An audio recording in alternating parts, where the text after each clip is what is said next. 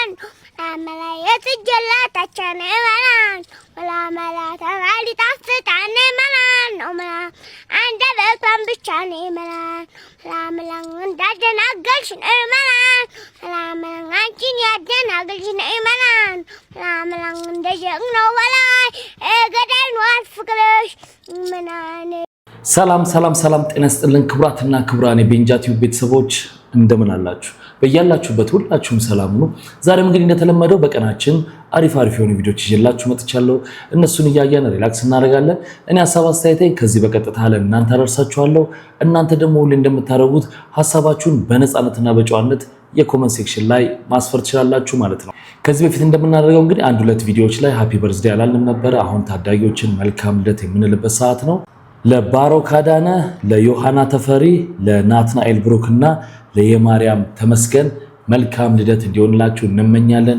እደጉልን ለወግ ማድረግ ብቁልን ነው የምንለው ለዚህ ቻናል አዲስ ሆናችሁ ደግሞ ቻናሉን ሰብስክራይብ በማድረግ ቤተሰባችሁን ሁኑ እንደምታውቁት ዘጌት እያልኩ ነው እየመጣው ያለው ስለዚህ ወደ ትክክለኛው ስኬጁል እስክንመለስ ድረስ የእናንተን እገዛ በትህትና ጠይቃለሁ ሁላችሁም የምትችሉ ቪዲዮ ላይክ አድርጋችሁ እንድትጀምሩ በትህትና ጠይቃችኋለሁ እስከዛ ደግሞ እኔ ሄድሴቴን አደርጋለሁ እዚህ ላይ አንድ ጊዜ አንድ ጓደኛችን ቴሌቪዥን አግኝቶ እዚህ ሀገር ያለ ሰው እኮ ሸረኛ ነው ያኔ እዛ ኮሌጅ እያለ 65 ኢንች መንገድ ላይ ወርቁ አገኘ እሱ እኮ ገና እኮ ከመጣ እኮ ገና አዲስ ነው እኮ ሁለት ወር ማም ገና እኮ ከተማሩም እንኳን አይደለም ቤት ስከራይ እጠቀምበታለሁ ማን ብሎ 65 ኢንች እሱን ሸክሞ ይዘን የት እናስቀምጠው ቤት የለም ምን የለም ለካ እነሱ ፍሪ ብሎ ለጥፎበታል ገባ ፍሪ ብሎ ለጥፎበት ለካ ሪሞቱ የለም ታውቃለህ ሪሞቱ ማይገኝ የለም በሪሞቱ የሚከፈለው እነሱ ፍሪ ብሎ ለጥፎበት በቃ እነሱ ዘው ይታገዱ ብሎ ነው 6 ወር ሲሞላው ከዛ ከኮሌጅ ሲወጣ ቤቱ ቁጭ አደረገውና ዘበርጋር እዛ ቤት ሰው እንጂ ተከራይቶ 6 ወር አስቀምጠው ዘበርጋር የሆነ ብቻ የሆነ ቦታ አስቀምጠውና በቃ ለኛም አሁን ክሊክ እንደገዛ አብረን እንዳላነሳ ለኔ የሚዋሽ ጀበር ታውቃለህ 65 ኢንች ገዝቻለሁ እኔ አልጨናነቅም እና ሻግንጂ አብረን ያነሳን ወላለው ልጅ ተው ዝም በል ይለኝ አንተ በጣም ግፈኞች ናቸው አዳ ተቀበል እንዴ ሪሞት ቢፈልገው አማዞን ቢያዝ አማዞን ዲክሌር ያደርጋል የለኝም ኤሌክትሮኒክ ቢፈልገው መጨረሻ ላይ የት ይጣለው ቴሌቪዥን አስቶ መንገድ ላይ አስቀምጦ የሰዎቹ አንሳው የቤቱ ባለቤቶች አስቀምጦት ነው እንደ ኢትዮጵያ መስሎት ማን ሰር ከሞን አንሳው በቃ መጨረሻ ላይ ወስዶ የሆነ በየጣለው የሚገርማችሁ ነገር አዲስ ሆኖ ውጭ ሀገር ሰው ሲመጣ እንግዲህ እኛ ሀገር እንደምታውቁት እቃ ባለመጣል ነው አይደል እንደውም መጣል ብቻ ሳይሆን ለሆነ ነገር የተገዛበትን እቃ ውስጥ ያለው ነገር ሲያልቅ ሌላ ነገር ማስቀመጫ ሁሉ እናደርጋለንና እዚህ ሀገር ደግሞ ውጭ አውጥተው ሶፋውን ቲቪው ጥሎ አዲስ እንደ ሁሉ ተጥሎ ምናምን ሁሉንም ማንሳት ያምራችኋል ብዙ ሰው ያጋጥመዋል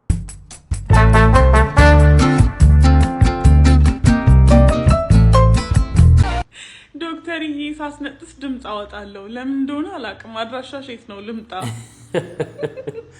አቤ ሚልክተው ዶክተር አንቺ የምትዋጩ ከምግብ በፊት ነው ወይስ ከምግብ በኋላ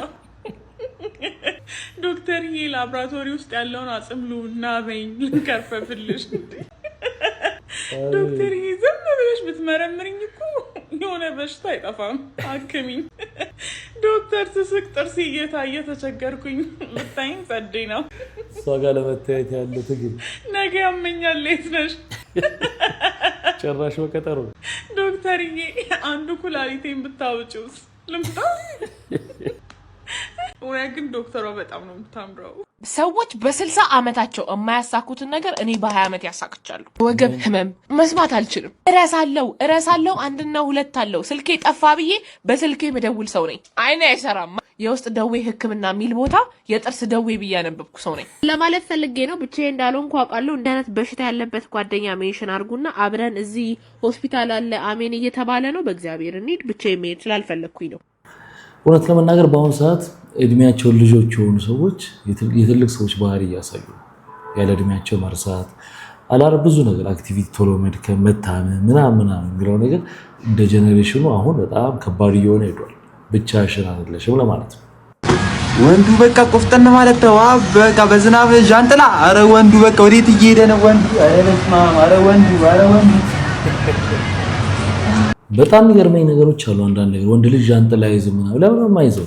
ምንድነው ችግሩ? ዝናብ መቀጥቀጥ አለበት እንዴ? መጠለል አለበት ብዬ ነው የማስበው። እንደዚህ አይነት አስተሳሰብ ያላቸው ሰዎች አሉ። እኔ ግን አላምንበትም። እናንተ ምን ትላላችሁ? በፀሐይ ባይሆን እሺ ባይዝ ምንም ችግር የለውም ኦኬ። ዝናብ ግን ከሆነ መያዝ አለበት። ምንም ኢፌክት አለው ብዬ አላስብም። ስምሽን ንገሪ በል። ስሜ ሙሉ ሞዴል ሙሉ እባላለሁኝ። ሞዴል ሙሉ የጸደኒያ ገብረ ማርቆስ ነው።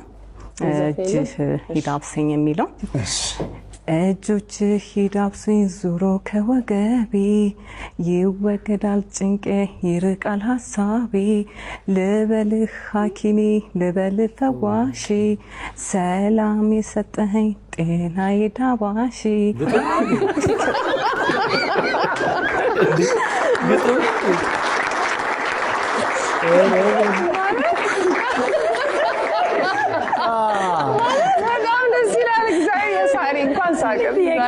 ሞዴል ሙሉ ግጥሙ ልበልላችሁ ነሽ ልስከና ግጥሙ ነው እኮ ወይኔ እንደዚህ ተጸደኝ ያላፋት ያውን ዘፈን በዘፈን አለሽ በዚህ ማለት ሙሉ እንደነቀል ያስቀኛል።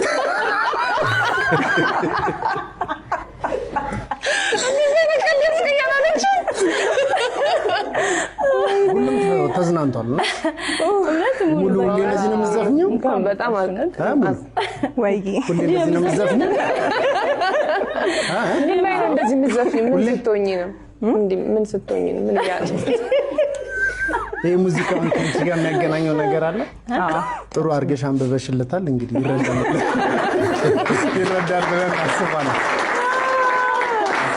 እኔ ሁላችሁ እዚህ 40-60 ላይ የምትኖሩ ይሄ ቡልቡላ መገናኛ እንዴት በቃ ቀጠሯችሁ ከሰዓት ከሆነ ጠዋት ውጡ። በቃ 12ኛ 11ኛ ያላችሁ ሰዎች እግዚአብሔር 12ኛ ላይ ሆነ ጠራችና በቃ እኔ እንደዚህ ሰው በህይወት እኔ መድኃኒዓለም እንደዚህ አንጋጥጬ ብጠብቅ እግዚአብሔር እንዴ ጠበቅኳት። እናት የደረሽ በቃ የደረሽ በለው 9ኛ ደርሻለሁ። እሺ ትንሽ ቆይ መውረድ እንደውም አስቡ መውረድ እንደውም ቀላል ትንሽ ተፈካኝ 4ኛ ላይ ደርሻለሁ። እሺ በመከራ ወረደችና ልክ ከገባች በኋላ የኛውን ስልኳን ይዛለችና ወይ ቆይ እስኪ ብላ ስትከፍት ዋናው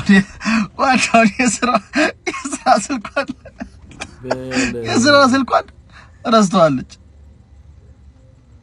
በብድር ጠብቀኝ አረ ያባታል እዚህ አልጠብቅሽም እንኳን እኔ 12ኛ ደርሰሽ እስከምት ማንም ህይወት አልጠብቅሽም።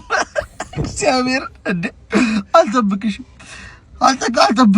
እንዴ 12ኛ ደርሳ እስከምት ከቻልሽ አልኳት በፓራሹት ምትወርጂ ከሆነ ስትወጪ በፓራሹት የምትወርድ ከሆነሽ ወይ ፓራሹት አዘጋጁና ወረዱ። እስኪ ይሁት እስኪ ጌታው ቆይ በዳታችሁ ቆይ ይሁት እስኪ እዚህ ላይ ወጣ እስከምትመለስ እንዴ በፓራሹት የምትመለሽ ከሆነ እጠብቅሻለሁ።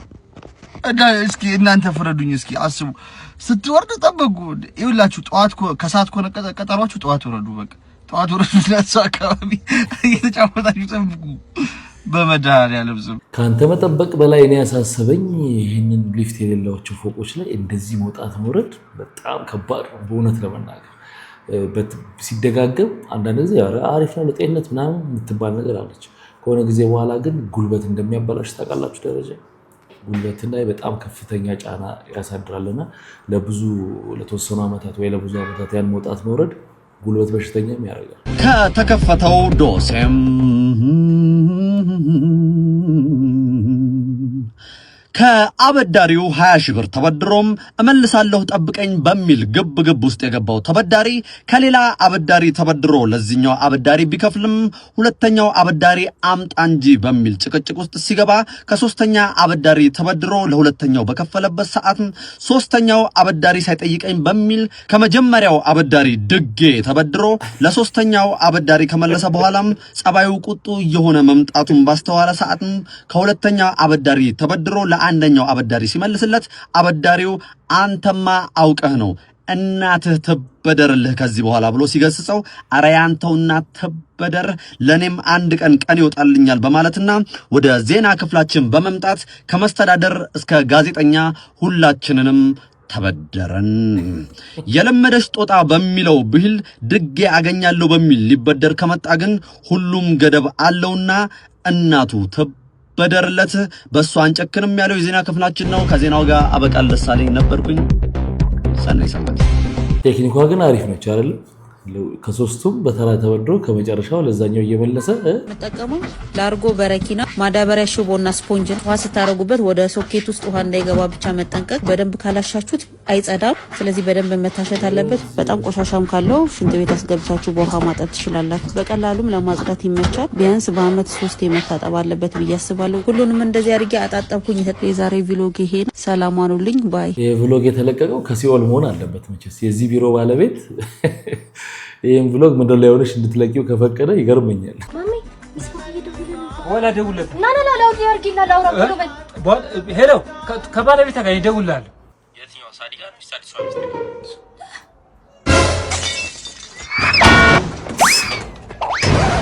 ወንድሜ አንድ አስደውል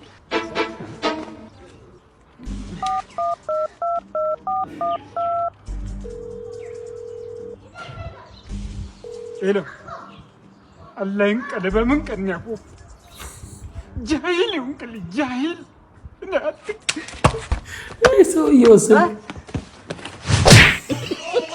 በፈጣሪ ስም ተመልከቱ መርካቶ ሸሚዝ ነው ብሎ ይሸጡልኝ ማለት ነው ይሁት አሁን እንዴት አድርጌ ነው ብሎ ሰው በመድኃኒዓለም እስቲ ተመልከቱ ፍረዱ ምንድነው የሚያስቅሽ አሁን ይሄ አረ የሴት መሰለኝ እኮ እዚህ ደረታቸው ድረስ የሚወርዱ መሰለኝ እንግዲህ ለብቻ ነው የምለብሰው ወደጉን ነው የምለብሰው እንዴት አድርጌ ነው የምለብሰው አሁን ምን አድርጋችሁ ነው ግን ሲሸጡልኝ ምንድን ነው ያደረጋችሁኝ እንዴት ነው ያላየሁት ወይስ ምን ይገዛው ሸሚዝ ራሱ ይሄ ነው በመድኃኒዓለም ተመልከቱ ወይስ ከቤተው ምንድን ነው እንዴት ይሰራል ምን ይሄንማ ለብሾ ነው ታየኝ እንጂ ለብሾ አይደለም እኔ ግን የሴት መሰለኝ እዚህ ደረታቸው ድረስ ክፍት የሚሆነው ሸሚዝ አይደል ተሳስቻለሁ እኔ ከበር ላይ ሲደርስ ይደወልኩ አራዳ ልትሆን ስትሞክር እየገባው ነው የደወልክልኝ ወይ ማይ እንዴት አመሸ አባይልም እንዴ አዎ አባቴ የለም አልገባም ቆይ አንተ እንዳዘጋው አንዴ የት ሄዱ ነው እኔ እንጃ ዛሬ እንኳን አድራለሁ ብሎኛል እኔ እኮ እሱ እንዳይደብረው ብዬ በጊዜ መምጣት እኮ ነው የማነበው መጽሐፍ ትቺ አንተ ልጅ ግን አባትህ ሶስት ጀምሯል ምናምን እያለኝ ነው እውነቱን አይደል ኧረ የመሶስ ነው ማየ እኔ ላነብ ብቻ ነው የሚሄደው እንዴ ያዋቅሽ ቆይ አንዴ ስም አንተ አይውልህ አንድ ይርና አንድ ገለም ሰው መጽሐፍ ይቀመጥልኝ እሺ መጥቻ አነባለሁ አባዬ የለም እየተባለ ነው መጣው እሺ ማየ ኧረ አታውቅም ብለህ ነው ባለ አለሊ እኔ በይብሉ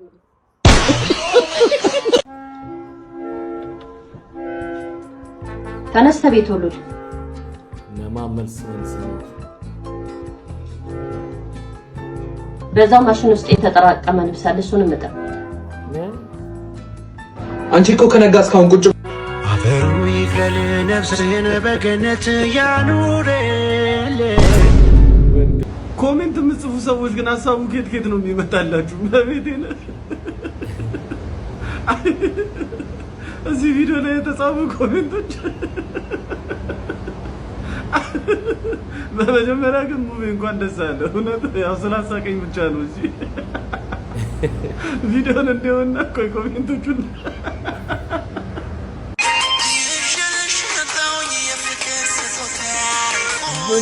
በስሎ ሞሽን እየራመዱ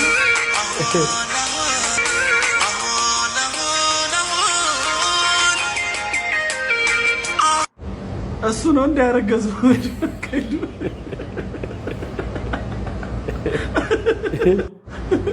ሙቤ ሂድ እንጂ ትቆያለህ መሰለኝ። ልጅ እያለሁ ቡና ስጪ ስባል ሲኒ ይዤ እንዳይደፋብኝ የምራመደው።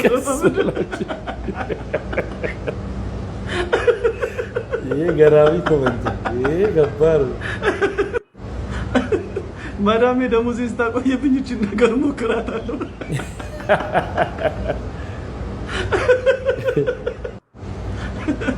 ቶሎ ቶሎ ሂድ ማዳም ሳትነሳብኝ።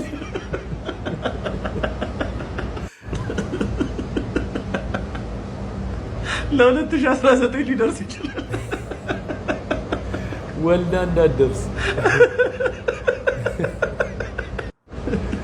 ሙቤ ሴራሚኩ ምንም አልተደፋበትም። እግርን ብቻ ብድግ አድርገው እንጂ ስራ አለብን እየጠበቅን እኮ ነው።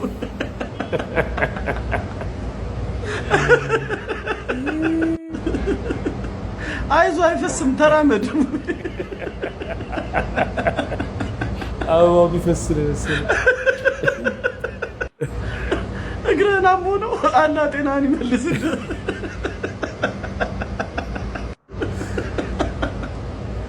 ሰውዬ ተራመድ እንጂ ምሮ የምትንበላጠጠው። ኧረ በዚህ አይነት ለልጇ 1 ዓመት ይደርሳል። አልኩኝ እኮ አልኩኝ።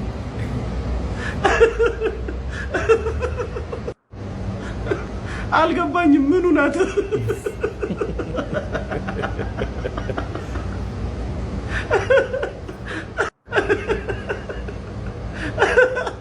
የመጀመሪያ ቀን ዱባይ ላይ አስተናጋጅነት ተቀጥሬ የሄድኩ አጣቀኝ።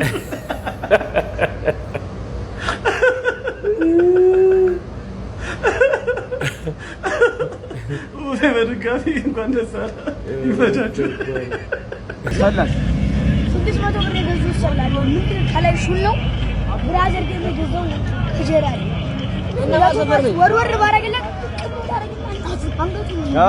ሰላም አላስከ የሰፈር ነው ሰላላስከ ምን ጋር ነው ወርወር የሚሸጥበትን ቦታ ላሳየህ። ለምን ያው ነው የፈለኩት አጄ ኃይል ለምን ያለ ሰለው ሰው ጠቀል አደረግ ነው እባክህ።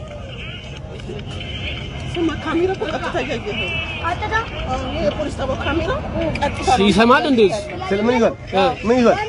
ምን መሰለህ እንኳን ሲቪክ አብይ አህመድ አጠገብ ያምር ነው ማለቴን አልሰማሁም። ከአምላኬ ሌላ ከፈለገ አንገት አረና ግባል እና ምን አልከኝ? እያወራሁ አንዴ ምን እሺ ነው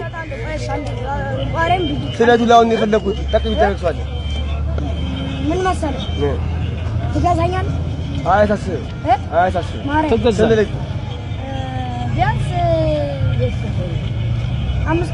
6 ዓመት እሺ ወቅተልኝ ሳንደለ ልጅ ወሰጪ ወቅተልኝ አንድ ፓኬጅ ልጁን አሳይታይ ወቅተልኝ ለሞ ሆጎና ማለት ነው። አደለ ስንት ገዛኒ 3000 ብር በቃ ወደ ፊት ካርድ ስንት ደን ያረጋዋል ወይስ ወሬ ነው?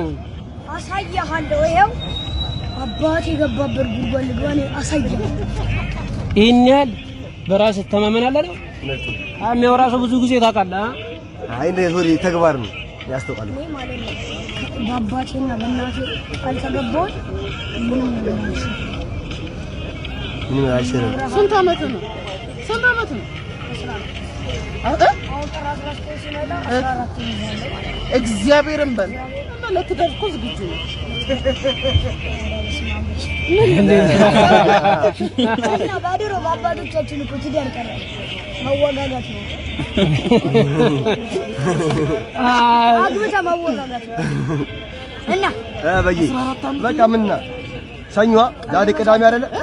ሰኞ አንገናኝ። በቃ ሰኞ ተከሰች። ይከፈላል፣ 1000 ብር ይሰጣል። ማክሰኞ ምናምን ማክሰኞ ማታ ይደወልልሃል። ዝግጁ የሚያመሽበት ቦታ እንነግርሃለን። ስልክ ነገር ከኛ ነው አይደለም ያዝ ያዛ 86 ማነው የምለው አዶና ከከረዩ ወይ ተክለ ሃይማኖት በቃ ከከረዩ አዶና ይመችሽ አዶና ገዛላ ያው አንተ ቲክቶክ ከለቀቀው ግን የመጨረሻ ነው የምንጣለው ትወጋኛለህ አይ እንጣላለን እሺ ማለት እንጣላለን ማለት አለ እኮ ማለት ኧረ እናውር ነው አይደለም እንዴ በቃ አንዴ መያለው አልካ አንዴ ቢለቀቅስ ምን ችግር አለ ችግር የለበትም ወስናለሁ እንትና ለምን አይመጣም አላልከም አንደኛ ነገር ቢለቀቅ ሰፈር ሁሉ አዶናይ ሌባው አዶናይ እና ለሰው አይሻ ለሰው ነው የሚኖረው በቃ ለሰው እና የያውራ ምን አገባ ገና ብዙ ይቀራል ምን አገባ ቆያው ሰማኝ አንተ ፋሪ ነህ በቃ ምን አገባ ስለሰው እሱ ነው እንደምታስፈራራ የሚቀርጸው እኔ እናንተ እናወራለን አይ ስለሰው ምን አገባ ሰኞ ስለሰው ምን አገባ በቀን ጉዳይን ስለሰኞ አንተ በቃ እንደዚህ ሰኞ ትመጣለህ እዚህ ጋር ወይስ ይደውልልህ በዛ ሰኞ 8 ሰዓት በቃ ቃል ሰኞ 8 ሰዓት ከ00 በቃ እዚህ ጋር አዱን ያራዳል ቃልህን ይፈጸማል ግን አክብረሽ ማንን እንደምጠራ ታውቃለህ አንደኛው ማርያምን ያው እየቀለቁ አራን ታበቃም የሰው ግርግር አይፈልግም ገዛላ አይደለም ለሁለቱ ይሰራ ይችላል ግርግር ካየማ ይፈረግጣል አይደለም እኔ ያበጠው ቢመጣ እፍ ቢሎ ይበራል ወይም እኔ ማለት ነው እሱ ከሚለው አሳይተህ ማባረር ነው አዞራ ሄዷል ወይም እንደዚህ ገና እንዳመጣ አንገቱ ማሳየት ነው እንጂ ይሄኛው ሰላም ማሳየት ማስቀደር ነው በቃ ምንም ይላል ስማ ሰኞ ቀብድ ሲሰጥ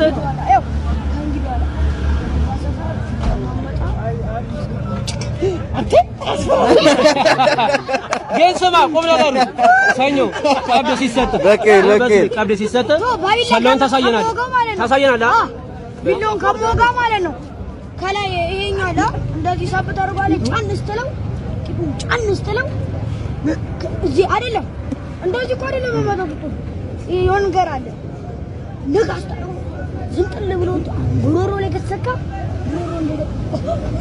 እኮ ጥሩ ነገር እኮ አይደለም አሁን ጋራ ያለው እውነት ቢዚ ነው ጥሩ ማለት ነው አንተ ይልሲት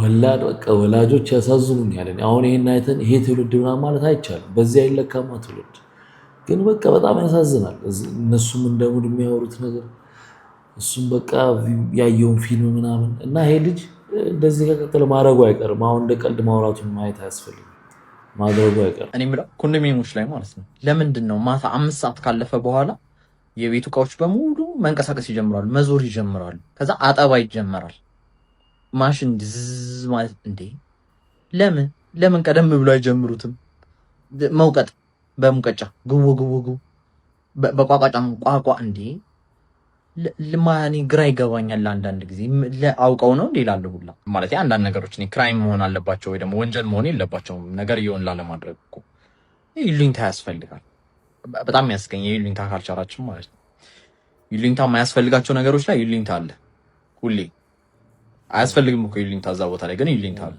ይሉኝታ ደግሞ የሚያስፈልግበት ቦታ ላይ ይሉኝታ የለ ኤክስት አያደርግም ይሉኝታ ከዛ አንዳንዴ ጥያቄ ይሆንብኛል ይሉኝታው ዝም ብሎ የፍርሃት መደበቂያ ነው እንዴ እንዳስብ ያደርገኛል ማለት እንደዚህ አይነት ነገሮች ላይ ይመስለኛል እንግዲህ ይሉኝታ የሚያስፈልግ ማታ 5 ሰዓት ላይ የምን ሙቀጫ መውቀጠው እንዴ እቃ ሙሉ የሚያንቀሳቅስ ነገር ምን አለ አሁን ማታ 5 ሰዓት ላይ ይመስለኛል ችግሩ ምንድነው አብዛኛው ሰው ስራ ይውላል ከመሸ ይገባል ስለዚህ ማታ ባለችው ሰዓት የሆነ ስራ ይሰራል ይመስለኛል በዛ ምክንያት ይመስለኛል ማታ ትንሽ መንገጫገጩ የሚኖረው ሙቀጫ ግን ኮንዶሚኒየም ቤት ላይ ከተወቀጠ ሃርድ ነው ይችላልስ ቤት ውስጥ ምናልባት ለእናንተ ቀልድ ሊመስል ይችላል በተገላቢጦሽ ቢሆን ኖሮስ በተገላቢጦሽ ቢሆንማ በጣም ነውር ነው አቢዩዝ ነው ምናምን ግን አብዛኛው ወንድ ሴቷ እንዲህ ብታረገው ደስተኛ የሚሆን ይመስለኛል Basic soft spots and how to defend and attack an enemy while in hand-to-hand close-range combat. Good English skill. Thank you very much, Abrish. Special Commando. I'm not Special Commando, but I'm just a Ghazi. Or you want to be soldier. To serve you, Manabi. To serve you and my people. Do you participate in any work? What did you study? Are you a doctor? I'm not a doctor. nor will I ever be. Okay, መኮንን አንተም ክብር ይገባሃል ዜጋችን. How high are you? What do you mean how high am I? I love it. Your military your clothes. Oh, it's called cameo, EG. This is called a camouflage. Thank you, Luna. We appreciate that. Allah ይጠብቃችሁ. አሜን። አላህ ሁላችንም ሀገራችን ይጠብቅልን. Do you believe you are serving the country? እኔ አላምንም። አበጀ ምንድነው የማታምነው? አንድ አጋዚ የሚባል አሁን አለ እንዴ? አዎ አለን። ይኸው. What is your hobby? My hobby, reading books, doing militaristic research and getting updated to new weapon, to military techs and strategic updates. Can I join you guys? You want to come here to serve your country? Yes, anybody Ethiopian can serve its country. ይቅርታ ፖሊሶችን ብማሩ ምንድነው አጋዚ? አጋዚ is a unit's name. የኛ ቀይ ቦኔት ለባሾች አጋዚ ነው እንባል። መጠሪያ ስም ነው ብራዘር። መጠሪያ ስም. Your height. ላስረዳችሁ። Why do you want to know that? But you could serve us as a safe career. No risk, no history, my brother. My wife said you guys went to the same high school. Really? Abel, who is your wife? I love soldiers. We love you too. ምን አነሳሳለ እዚህ? እኔ መሰለ ህዝብ ይዘን. Where are you from? I'm from አዲስ አበባ. በእናት ሀገር ይፈልጋለች ኤደን ነው። አንዳንድ ጊዜ በቃ እንግሊዘኛ መናገርን እንደተለየ ስኪል እኮ ነው። ቋንቋ መለመድ ስኪል ነውና የተለየ የትምህርት ደረጃ አይመስለኝም። እና አሁን ወታደር ሆኖ እንግሊዘኛ ስላወራ እንዴ ይሄ እንግሊዘኛ የቻልክ እንዴት ወታደር ሆንክ ምናምን ውትድርና እንግሊዘኛ መቻልን በታች አድርጎ ማሰብ ራሱ በጣም ደካማ አስተሳሰብ ነው ብዬ ነው ማሰብ። ቋንቋ ነው ሌላ ቋንቋውን ቢናገር ሀገራችን ውስጥ ብዙ ቋንቋዎች አሉ። ሁለት ሶስት አራት ቋንቋ የሚችል ሰው አለ ለምሳሌ። ያን ቢናገር እንደዛ ላንን ይችላል። እንግሊዘኛ ስለተናገረ ብቻ ግን በቃ ትልቅ ቦታ ላይ መቀመጥ አለበት ብለን ማሰብ ያ ነው እኮ በቃ ሰው ተገርሞ እንደዛ እንዲናገር የሚያደርገው። ማስተካከል አለበት። እናንተ ምን ትላላችሁ? ልክ ነው ሐሳቤ ወይስ እናንተ ሐሳብ? ለምንድን ነው ግን ብዙ ጊዜ ስማችሁ ልክ ስትተዋወቁ ማለት ነው እሺ ምናምንና ትውውቅ ላይ ስምሽ ማን ነው ምናምን ስትባል እድላዊት ነሽ የኔ እናት። እኔ ከፈለኩ ነው ማቆላምጥሽ። ከፈለኩ በቃ ደስ ካለኝ እና ደግሞ ያንቺ ማንነት አይቶ ምናምን ነገር ነው ማቆላምጥሽ። አንቺ ሙሉ ስምሽን ንገሪኝ፣ እኔ ደስ ካለኝ አቆላምጠዋለሁ። እድላዊት ተሰማ። በቃ ስምሽ ስትታወቂ እድላዊት ተሰማ ነኝ። አንዳንድ ወንድ ራሱ አለ እኮ ስም ማን ነው ና ሲባል ኤልያስ ነህ ወንድሜ፣ ኤልያስ አሸናፊ ነህ፣ ኤልያስ አሸናፊ። ደስ ካላቸው ነው ሰዎች የሚያቆላምጡ እንጂ አንተ እንዴት ነው ራስን አቆላምጠህ በቁልምጫ ጥሩኝ አልክ እንዴ? በወንድ ደግሞ ማለት ነው ሲደብር እግዚአብሔር። ሴቶች ሙሉ ስማችሁን ተናገሩ፣ እኛ ከፈለግን እናቆላምጣችኋለን። እንደ እንትን ሁኔታ ማለት ነው። ከደበረን እናቆላምጥም። በቃ ሜላት ነሽ። እንዴት ነው የሚያደርጋችሁ እግዚአብሔር? ደግሞ እንዲጀምራችሁ እኔ ገጥሞኝ ያውቅ እያቆላምጣችሁ መታወቅ ተው እህቱ ሌላ ሰው እያጣ እድሜ ተለቃል ጥግ ጋር ነው ደግሞ አለ። ከእንደገና ሰሌ የሚባል አለ እዚህ ከኔ ጎን እኔ አለው እዛ ጋር ያለው ልክ ሲል ድምፁ ራሱ ደስ ይላል። አሌክስ ቲቪ ላይ ቻትናቂ ነኝ ይላል። ተነስተው ኦክሲጅን ላይ ሆኖ ነው። ከዛ ሰሌ ደግሞ የሚሉት ለምን እንደገባ በጣም የተለየ ሰው ኦክሲጅን ተደርጎ ለሐኪሙ ሳይዞር ይነቅላል። እኔ ደግሞ እዚህ በህመም አለው። ከዛ እንደዚህ እየተቀላሉለን አንድ ቀን ወደ 1 ሰዓት አካባቢ ይሆናል ራውንድ ጨርሰው ሐኪሞቹ ገብተዋል። በእኔና በሰሌም እኔ ዳር ላይ ነኝ ብያለሁ። ሶስቱ እንደዚህ ናቸው። ኦክሲጅን አለ ፈነዳ ኒካረገና እንደው ፈነዳ። ከዛ በኋላ ያለው ነው ሁለት የፈነዳ ነው ሪው ይጠፋልኝ ነበር። ጮህት ቢሉ ጮህት አይደለም። እኔ ወደ ኦክሲጅን ነው ይዞርኩት። ይኸውና ልዩነታችሁ በጣም የሚገርም ነገር ነው። ከዛ ጥግጋ አድናቂ ነኝ የሚለው አይቻታለሁ። እኔ አሁን ሁሉንም እያየሁ ነው። ነርስ ናት እየወጋች ነው። ዶዋ ሲል የለች በቫር ነው ያየናት። በኋላ እንደቆ የምር ነው የምነግራችሁ የለችም። ከዛ የሁሉንም ሙቭመንት እያየሁ ነበር። የእህቴ ልጅና ጓደኛዋ አጠገቤ ናቸው። ዶዋ ሲል እኔ እንግዲህ እኔ የታመምኩታ እንደ ቀነኒሳና ይሌ እንደዚህ እየተያዩ እየታጠፉ ከደሬ የሚባለው ደግሞ ልጅ የኦክሲጅን እዚህ ላይ የምትደረገው ያለችም እንዲህ ትላለች። የትኛው እሱ እንደወጣ አላወቅም። ከዛ ሌላ ጓደኛችን ነበር ይባል አይቼዋለሁ። ዱዓ ሲል ተሸፈነ። አማራጭ ነው ወዴት የሚሄድ ስላል ስለተሰካካበት ሜዳ ጥግ ጋር ያለው ወንድምና እህት ናቸው። ወንድምየው ናቸው ታማሚ ወክ እያስደረገ ለእሷን ቀድመዋታል። ዱዓ ሲል ተደግፋቱ ነው ይሄድ። ከዛ ይሄን ሙቭመንት ከነገርኳችሁ በኋላ ኦክሲጅኑን የሚዘጋው እንዴት አይነት አመጣጥ እንደመጣ ሽርጥ ለብሶ ዩሪ ጋጋሪ ከጨረቃ አፈር ላይ ሲወርድ እንዲያክታል አረገ። ጉራው ማለት እንደዚህ እኔ የለውም በህመሜ ላይ አስቡ። ከእንደገና እንትን ናሳ ላይ ማመነጠቀን ከዛ መጥቶ ያው የሌላ ክፍል ዶክተር እንዳለ ያ ፔሸንት ሁሉ መጥቷል። ከዛ ሳቅ አድርጎ ዘጋው ማለት ነው። ዘግቶ ምን ቢል ጥሩ ወደ እኔ ዘው አንተ ብቻ ነህ ከዚህ ቤት ደፋር አይደል ባለጌ ደፋሩ አሉንስ በምን ይልቀም ዋናው እኮ እግሬ ተይዟል። ከዛ ሁሉም ተመለሰ። ነርሱ አልተመለሰችም። ራስ ደስታ ነው ያደረገው። ጳውሎስ በድንገት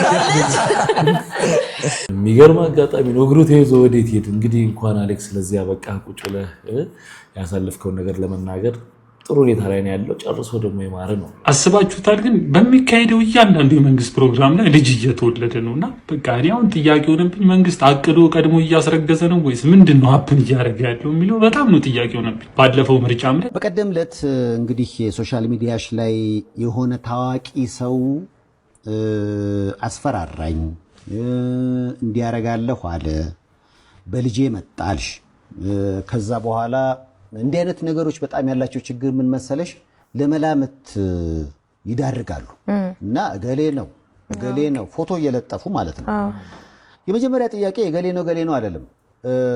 እነገሌ ናቸው ተብለው ሶሻል ሚዲያ ላይ ያየናቸው ሰዎች ናቸው ወይ?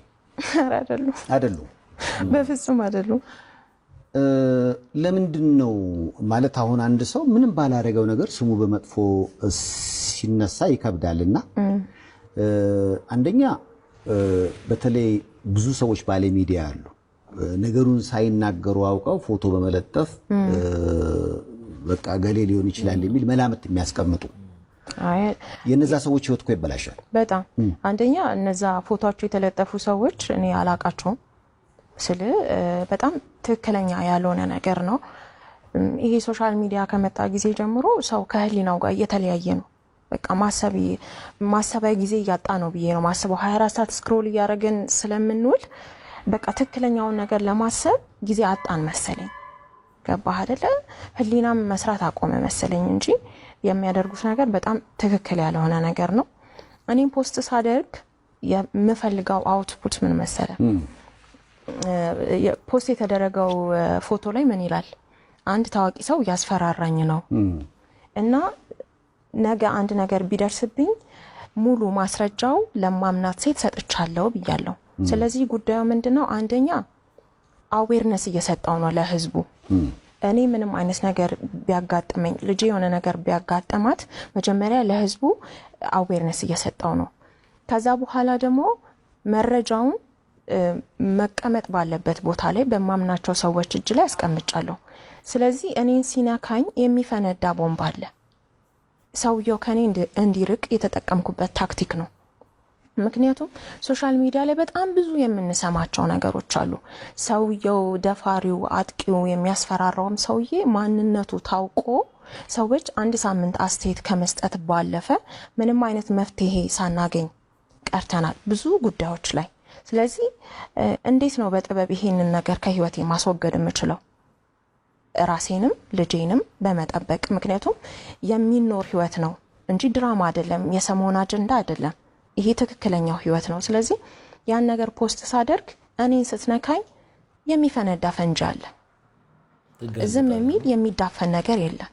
ከዚህ ይሄ ነገር ሰርቶልኛል። ለኔ ምን ተፈጠረ? ከዛ በኋላ ምናልባት አሁን በስም ያልገለጽሽው ሰው ደወለ አገኘሽ? አዎ ምን አለ? ተነጋግረናል። ከዚህ በኋላ እኔን ብትነካኝ እኔ አካባቢ ላይ ብትደርስ ምንም ነገር እኔ ላይ ሀፕን ቢያደርግ አንተ ነህ ላስፈራራህኝ ለጻፍከው የስልክ ሪከርዶች ለላከው መልእክቶች ምናምን ሙሉ ላኩለት ለራሱ ላኩለት ይሄ ማስረጃ በቂ ሰዎች ጋር አለ ስለዚህ የሆነ ፈንጅ ተቀብሯል ባንተ ጉዳይ ላይ እኔ ስትነካኝ ይፈነዳል ስለዚህ ህይወቴ ላይ አትድረስ አልኩት ሰርቶልኛል እንደውም የሚገርም ነገር እስከ ዛሬ ድረስ ለበደልኳቸውም ሰዎች ንስሐ ለማግባት ጸበል ወስዳለው አሁን ገዳም ሄዳለው አለኝ ሰውዬው ትክክል ነው እንደዚህ አይነት ክፍተቶች ሌሎች ሰዎችን ያስጠረጥራሉ ሌሎች ሰዎችን ፎቶ ያስለጥፋሉ ለጣፊዎቹ ሊና እንዳለ ሆኖ በጥርጣሬ ብዙ ሰው ላይ ጉዳት ያደርሳል እንዲህ አይነት ነገር እንደ ግሏ ደግሞ የተጠቀመችበት ሜተድ ለሷ ሰርቶላታል እና አሪፍ ነገር ይመስለኛል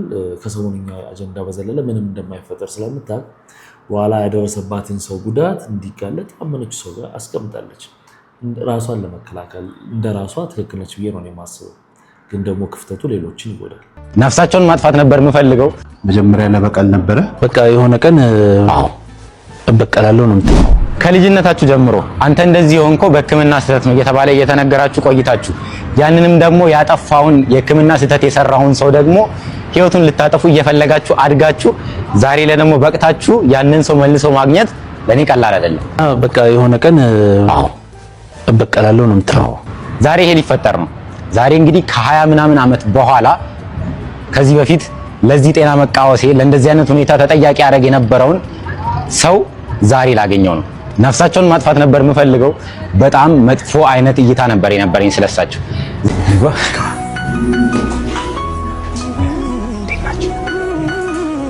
እንግዲህ እንደምታውቁት የወንድማችን እንግዲህ እስከዚህ እድሜው ድረስ አሁን ባለበት የህመም ምክንያት በዳይፐር ምናምን የሚንቀሳቀሰውና ይሄ ነገር የሆነብህ በህክምና ስህተት ነው ልጅ ሆነ ስትወለድ የሆነ ህመም ነበረብህ ያ ሰርጀሪ ሲሰራ ተሳስተው እንዲሆንከው የሚል መረጃ ነበር የነበረው እድሜ ልኩን ለበቀል ሲዘጋጅ የነበረ ነው በኋላ ግን የአይምሮ ብቃቱ ላይ ሲደርስ ነገሮችን ሲረዳ ሲያገናዝብ ሲያነብ ሲጠይቅ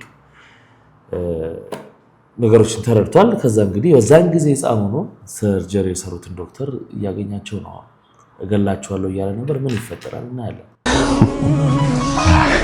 ለፈት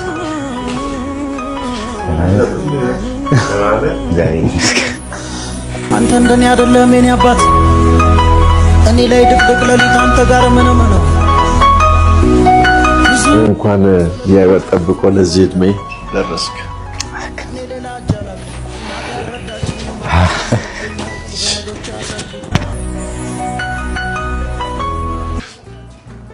እና እግዚአብሔር ረድቶ እንግዲህ ያው ጡንቻ ላይም ብዙ ችግር አይደለም ማየው ስራመድ አሁን አይቻለሁ ሌላውን ችግር እሱ ነው የሚያውቀው ግን በህይወት ቆይቷል ከኦፕሬሽን በኋላም በየአመቱ 1%ዎቹ ይሞታሉ ይላል መጽሐፍ ስታዩ የሚሞቱት የዩሪነሪ ትራክት ኢንፌክሽን ቶሎ ነው የሚያጠቃቸው እንደዚህ አይነት ነገር አለ ግን እግዚአብሔር ጠብቆሃል ትልቅ ሰው ትሆናለህ እስካሁን እንደዚህ ሆነ በማየት እጅግ በጣም ደስ ይለኛል እና ብዙዎቹን እንደዚህ አይነቱ ችግር እንግሊዝ ሀገር አንድ ቦታ የሚሰበሰብበት ቦታ ሄጄ አይቻለሁ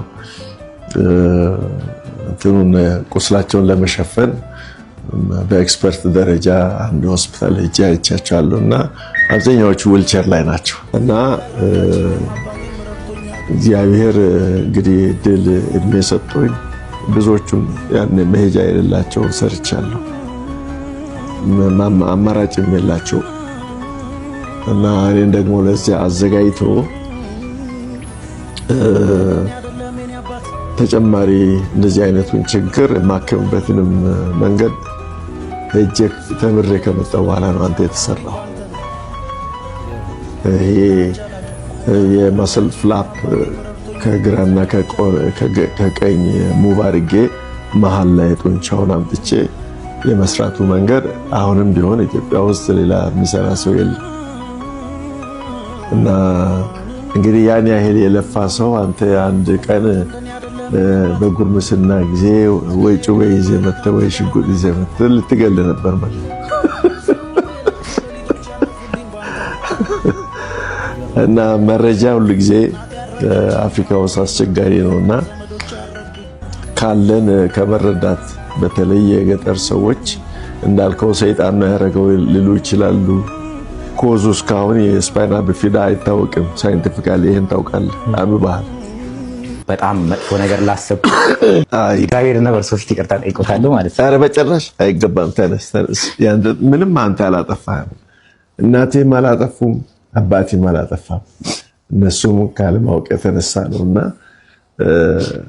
እግዚአብሔር ግን ለዚህ አብቅቶ አንተ ታግለህ ቅድም እንደነገርኩ ብዙ የአእምሮ ችግር ያጋጥማቸዋል። ዲፕሬሽን በተለይ ያን ታግለህ ጨርሰህ አሁን ጥሩ ሁኔታ ላይ ሌላውን ለመርዳት በሚችልበት ደረጃ ላይ አንተን ሳገኝ እጅግ በጣም ደስ ይለኛል። ይሄ በእውነት ትልቅ ድል ነው። በጣም የሚገርም ነው። ይሄ ነገር ለብዙ ሰዎች ማስተማሪያ ይሆናል ብዬ አስባለሁ። በተለይ ወላጆች ልጆቻቸው በሆነ ህመም ላይ ወድቀው ያ ነገር በትክክል ተሳክቶ ሕክምናው ሳይድኑ ሲቀሩ የሚደርሳቸው ኢንፎርሜሽኖች የተሳሳቱ ከሆኑ ያን ነገር ለልጆቻቸው እየነገሩ ካሳደጉ የበቀል አስተሳሰብ እንዲኖራቸው ይሆናልና አዌርነሱ በደንብ ሐኪሞችም ለወላጆች በቃ ይሄ ነገር አይድንም ወይ ይድናል ምናምን ብቻ ሳይሆን እያንዳንዷን ዲቴል ማስረዳት የሚቻልበት ከሕክምና ቋንቋ ውጭ በሆነ መንገድ በሚገባቸው መንገድ ማስረዳት ጥሩ ነው ብዬ ነው ማስበው። በእውነት በጣም ደስ የሚል ሁኔታ ነው። ልጁም ተረድቶ ይቅርታ ጠይቆ ማየታችን ትልቅ ነገር ነው። እያንዳንዱ መንግስትን እንዴት እንደምትጥሉ ስታቅሯት የነበረ እቅዶች በሙሉ በኤቪደንስ እጄ ላይ አለ። ጀመርሽ ደግሞ ዩሮፕ ቁጭ ብላችሁ የአሸባሪ ስራ መስራት በየትኛውም ቦታ ቻሌንጅ አደርጋችኋለሁ። ለዛ ነው ዝም ያልኩት። እሺ እኔ ከነዚህ ቆሻሻዎች ጋር አወራ ከነዚህ ቆሻሻ ጋር ላምጣላችሁ። ውሸት ነው ከተባለ ሃይበሉኝ በውስጥ እልክላችኋለሁ። የሚመለከታችሁ አካል ስለምን እንደማወራ ይገባችኋል። ይሄ ሁላ ታላችሁ ኦዲዮ ስታወሯት የነበረ እቅዳችሁ እንዴት ምን እንደምትጥሉ ከማከ ኤርትራ ከምን ጋር ተባብራችሁ ምን እንደምታደርጉ እቅዳችሁ ነው እዚህ ላይ እያንዳንዱ ቤት ታሽጓል። ግን እናንተና ያሉት በእኔ ስም ስላልሆኑ ተርፈዋል። እኔ ጋር አለ የማዕድን ማምረት ስራ ፍቃድ ሰርቲፊኬት እኔ ጋር አለ። ማን የፈረመበት? አበበ ጌታውን ፈረደ።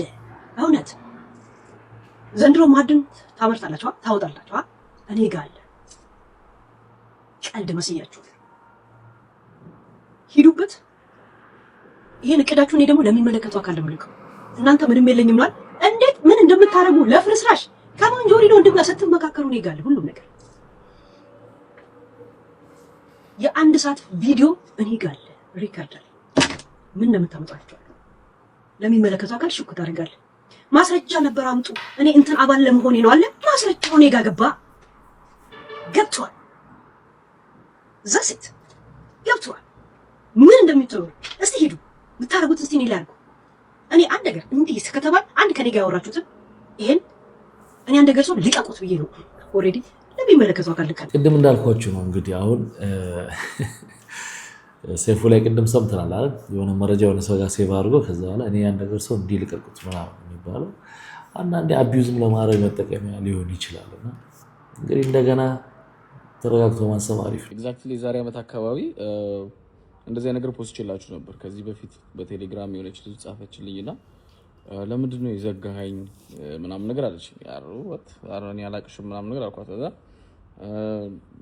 በጣም ጨቀጨኩ እንዴ በጣም ይቅርታ አለች። ሶሪ እኔ እናት አላውቅሽም ምናምን ነገር በቃ በዚሁ ዘግተኸኝ ልትቀር ነው በጣም ትገርማለህ ምናምን ነገር አለች ማለት ነው። ሶ እኔ አላወቅሽም ችግር አለ እንዴ ምናምን ስላት በሌላ አካውንት እያወራኸኝ አልነበር ለምን የጠፋብኝ ምናምን አይነት ነገር ነው like we have something እና ዝም አልኩ። ከሆነ ጊዜ በኋላ ፕሊዝ በጣም ናፍቀኸኛል ምናምን ነገር ብላ ጻፈችልኝ።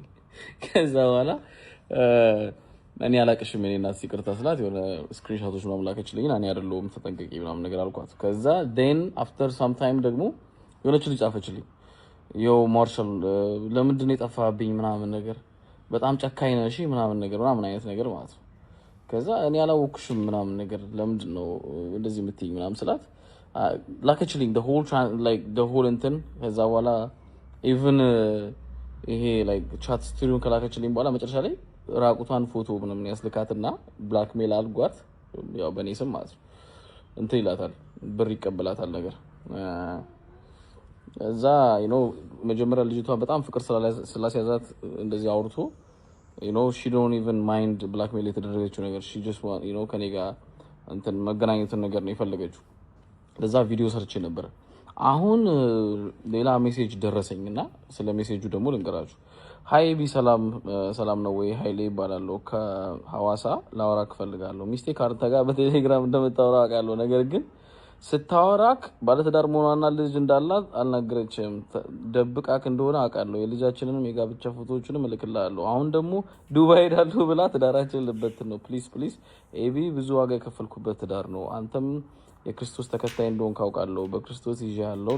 ስታወራክ ወደዛ እንድትመጣ አታበረታታት ይላል። ከዛ በኋላ ብዙ ነገር አወራውን። ልጁን እኔ አላውቃትም ምናምን አልኩት። ምድሮ ብዙ ጊዜ የሆነ አካባቢያችሁ ላይ ሰው የሚሻፍድባችሁ ምናምን ወንድ ካለ ፕሮባብሊ በኔ ስም ተጠቅሙ ሀንት እያደረጋችሁ ሊሆን ይችላል እና ተጠንቀቁ፣ ፕሊዝ ተጠንቀቁ። ይሄ ሁለት ኤግዛምፕል የነገርኳችሁ በጣም ብዙ ፍቅር የያዛቸው ቺኮች ያጋጥሙኛል። ብላክሜል የሚደረጉ መጨረሻ ላይ ፓስፖርት አውጥቼ ምናምን ነገር ተጠፋብኛል ምናምን የሚሉ ቺኮች አሉ። እኔ ራሴ ሪሌሽንሺፕ አለኝ፣ ግንኙነት አለኝ። ማንንም ሴት አጀንጅኝ ምናምን እንደዚህ አላደርግም። በተለይ ደግሞ አላውቀውም ሰው። ስለዚህ ተጠንቀቁ። ማስጠንቀቁ አሪፍ ነው፣ ግን ሰዎች ትዳር ያላቸው ከአንተ ጋር ኮሚኒኬት አድርገው እንደዚህ የምታስብ ሴት ካለች ያው የጥቅም ጉዳይ ምናምን ነው ሊሆን የሚችለው እና ተጠንቀቁ ብሎ መናገሩ ተገቢ ነው ብዬ ነው ማስበው። ግን አሁን የላከው ወንድማችን እንዲህ አይነት ነገር ሲያገኝ በቀጥታ ከሱ ጋር ከመጻጻፍ ይልቅ ከራሱ ባለቤት ጋር ይህን ነገር እንደደረሰበትና ማስተካከል እንዳለበት እዛው ቤት ውስጥ መወያየቱ የበለጠ መፍትሄ ይሰጣል። ባሩ ነው የሚወስደው። እንግዲህ ከበር ላይ 5 ሺህ ብር ነው የሚሰራው። 10 ሺህ ብር ይጠይቃል። ኢቭን ሳምቦድ ራሱ የኔ ፍሬንድ ራሱ 10 ሺህ ብር ጠይቆኛል። ማለት ላይክ አንተ በቃ ተው ጌታ ይርዳ አልኩት። በቃ ላይ ደግሞ ሁሉም የአንድ እናት ልጆች ናቸው። ሁሉም አረመኔ አይዝ በቃ ላይክ ማለት ምንም እንትን አያረጉም፣ ላይክ ኮምፕሮማይዝ አያረጉም። ስማ እኛ ካልሰራን እነሱ አይሰሩም፣ መቼም አይሰሩም። ይሄው ምን አለፈ በዓል ፋሲካ አለፈ፣ ምን አለ ማንም ሰው የሰራ የለም። እንዴ ሰራ ካናዳ እንደውም እየሰሩ ነው። እዚህ አሁን በዚህ ዓመት አንድ ኢቨንት ተሰራ አልተሰራም። ለሱ ወርክ ፐርሚት የማውጣት ፍላጎት የለኝም እኔ ገባ። ወርክ ፐርሚት አውጥቼለት እንደና ከፍየው አምጥቼው አኑሬው አውየው አስጥቼው አብልቼው አጥጥቼው እና ሸዋ ብዙ ጊዜ አብረን እንሰራለን። ነው አሁን በጀት አለን መክፈል እንችላለን፣ ግን አንከፍልም። ለመሰለም አንከፍልም። ቢኮዝ ፌር አይደለም የምጠይቀኝ ገንዘብ ፌር አይደለም። ማለት እኔ ለኔ ፌቨር እንዲሰሩልኝ አልፈልግም፣ እኔም ለነሱ ፌቨር መስራት አልፈልግም። ግን ገንዘቡ ላይ ፌር መሆን አለበት። አንድ ዘፋኝ ብላክ ሮዝ ወይም እዚህ ሙሉ ሻው የሆነ ቦታ እየዘፈነ እኔ ኢቨንት ላሰራ ስለው እዛ በ1 ሺህ ብር እየዘፈነ እኔን 10 ሺህ ብር 7 ሺህ ብር ይጠይቀኛል። ይሄ ፌር ነው? the same place እኮ ነው። በጣም አንዳንዶቹ ላይክ ሪሊ በቃ ላይክ ካይምሮ በላይ ይሆኑብኛል። ደግሞ እኛ ፍሬንዶቻቸው ነን። ገባ አይዘወይ እያንዳንዷን ዘፋኝ በሙሉ እኛ ፕሮሞት አድርገን ነው ዘፋኝ ያደረግናቸው። ሲሪየስሊ እያንዳንዱን ዘፋኝ ይኸውልህ ከ90 ጀምሮ እኛ ሬዲዮ ሲጀምር እኛ ሙዚቃቸውን ፕሮሞት አድርገናል። እንግዲህ ፕሮሞተሮችና የሙዚቃ ባለሙያዎቹ ድምፃውያኖቹ ብዙ ጊዜ ችግር አለ። ነፋቱ ደግሞ በጣም ብዙ ልምድ አላቸው። እንግዲህ አንዳንድ ዘፋኞች ከተስማሙ ዲል ካረጉ በኋላ አዳራሹ ሲገቡ የተስማሙበት ገንዘብና የመጣውን ሰው ሲያዩት በትንሽ ብር ነው የሰራው ብሎ ከዛ በኋላ ሁሉ ጭቅጭቅ ይፈጥራሉ። አንዳንዶቹ ፕሮሞተሮች ደግሞ አሰርተው ገንዘብ የማይሰጡ አሉ። ሁለቱም ጋር ከባድ ችግር ነው ያለው። ተደጋጋሚ የሚለኝ ቃል ምን ታመጫለሽ? እች ቃል ሁሌ ነው የሚላት። ሲመታኝ መሄደው እናቱ ጋር ነው። ታስጨርሽኛለሽ በተሰኘው ተወዳጅ ፊልም ላይ በኮኪ ገጸ ባህሪ የምናውቃት ተዋናይት ቤቴሌም በቁርባን ባገባሁት ባለ ህይወት የተበላሸ በሶሻል ሚዲያ የምታዩት ደስታዬና ሳቄ በሙሉ ውሸት ነው፣ ሰው ናፍቆኛል፣ 7 ዓመት ሙሉ ተቆልፎብኝ ኖሬያለሁ ብላ አሁን ወደ ሚዲያው ወጣለች። አሁን በመሃል በቃ እህቴ እያለ ነው የሚሟታው። እህቴን እንደዚህ አድርገሽ ልደት አትመጣም እኔ ጋ እህቴ እያለ ነበር የሚደበድበኝ የነበረው። ከዛ በመሃል መኪና እንደገዛ ከቤት ወጣ። በቃ በሽማግሌ እንታረቃለን መስዬ በመሃል እንታረቃለን እንትን እንላለን ማለት ነው። ከዛ 3ኛ ልጄን እንደወለድኩኝ የኔ አይደለም አለኝ። የኔ አይደለም ከየት እንዳመጣሽው ትናገሪያለሽ አለኝ። በዛ ምክንያት ዱላ ክርስትና እንኳን ብቻዬን ያስነሳሁት መስዬ ውስጥ ግቢ አልገባም ብሎኝ ቅድስተ ማርያም እስከምወልድ ድረስ እኔም ህይወቴን ነበር የምንኖረው። 4 ሰዓትም 5 ሰዓትም ይገባል።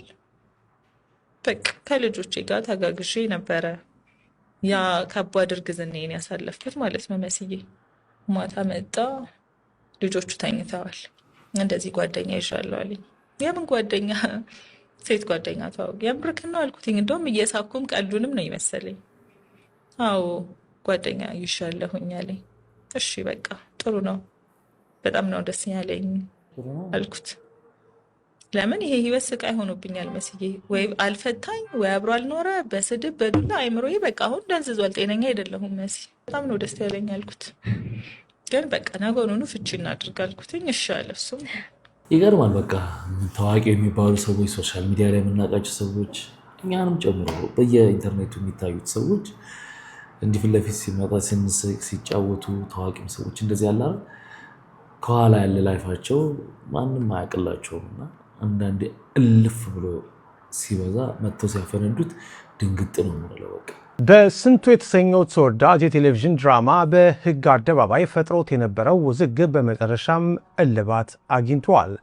ኢቢኤስ ዘሀበሻ መረጃዎችን ከየት ነው የሚያገኘው በሚል በፍርድ ቤት ክስ ቢያቀርብም መዘገባችንን አላቆምንም። ታሪኩ የሚጀምረው የስር ፍርድ ቤቱ የፌዴራል የመጀመሪያ ደረጃ ፍርድ ቤት ግንቦት 12 ቀን 2018 ዓ.ም ባሳለፈው ጊዜያዊ የእገዳ ትዕዛዝ ነበረ። በወቅቱ ኢቢኤስ እና ሲልቨር ስፕሪንግ ፕሮዳክሽን እና ፕሮሞሽን ከድራማው ደራሲ ጋር በገቡት ውል መሰረት ጉዳያቸው በግልግል ዳኝነት እየታየ ነበረ። ሆኖም ፍርድ ቤቱ በዚህ ክርክር ውስጥ ፈጽሞ የሌለበትን ሶስተኛ ወገን ይኸውም ቻናል 1 ቲቪን ድራማውን እንዳያስተላልፍ በጊዜያዊነት በማገዱ ነገሮች ተወሳሰቡ። በዚህ ያልተጠበቀ እገዳ ግራ የተጋባው ቻናል 1 ቲቪ ፍትህን ፍለጋም ወደ ፌዴራል ከፍተኛ ፍርድ ቤት አቀና። ይግባኝ ባዩ ቻናል 1 ለችሎቱ ሲያስረዳ እኔ በግልግል ዳኝነቱም ሆነ በውል ክርክር ውስጥ ምንም አይነት ተሳትፎ አልነበረኝም። እኔም ባላሳተፈና የጽሁፍ አቤቱታ እንኳን ባልቀረበብኝ ሁኔታ የተሰጠው ይህ የእገዳ ትዕዛዝ የህግና የስርዓት ግድፈት ያለበት ነው በማለት የነገሩን ኢፍትሐዊነት አብራራ። እገዳውም እንዲነሳለት ጠየቀ።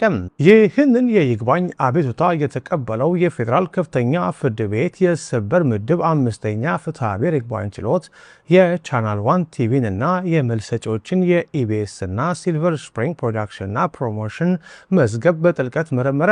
በመጨረሻም ፍርድ ቤቱ ሚዛኑን ወደ ቻናል 1 በማዘንበል ይግባኝ ባዩ በሁለቱ ወገኖች መካከል በነበረው የግልግል ዳኝነት ተሳታፊ ባለነበት ሁኔታ የስር ፍርድ ቤት በሱ ላይ የጊዜያዊ እገዳ ትዕዛዝ መስጠቱ የህግና የፋክት መሰረት የሌለው ሆኖ ተገኝቷል የሚል ወሳኝ ብይን ሰጠ።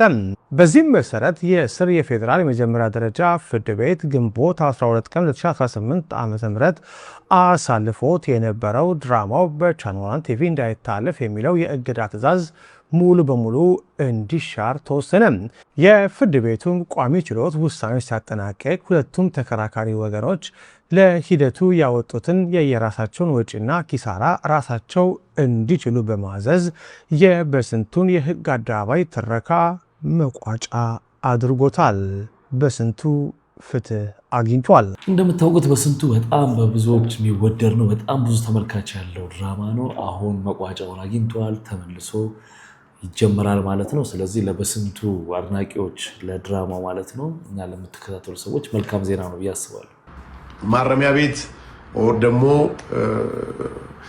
የነበርኩበት ቦታ ያው እንደምታውቁት የምትተኛበት አልጋ ምንድነው ብረት አልጋ 80 ሳንቲሜትር ነው። 80 ሳንቲሜትር ፍራሽ ማለት ነው የምትተኛው። የሆስፒታል አልጋ 80 ሳንቲሜትር ነው። ታውቃላችሁ ግን ይሄንን የሆስፒታል ሂደህ ብትተኛ 80 ሳንቲሜትር አልጋ ነው የሚሰጥ። ሕክምና ምንድነው እስር ቤት ስፔሻሊ ወደ ማረሚያ ቤት ደግሞ ስትገባ 80 ሳንቲሜትር አልጋ ነው የሚሰጥህ ማለት ነው። በቃ ያ ነው ያንተ ቤት።